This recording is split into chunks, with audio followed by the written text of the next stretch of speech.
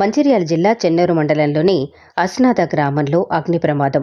ఎంగిలి లింగన్న, ఎంగిలి శ్రీనివాస్ వారి ఇల్లు పూర్తిగా దగ్ధమై నీలమట్టమయ్యాయి. శ్రావణమాస దీపారాధన చేసి గుడికి వెళ్లొచ్చేలోపు పూర్తిగా దగ్ధమైన ఇళ్లు. స్థానికులు ఫైర్ సిబ్బందికి సమాచారం అందించగా హుటాహుటిన వచ్చి మంటలు ఆర్పిన ఫైర్ సిబ్బంది.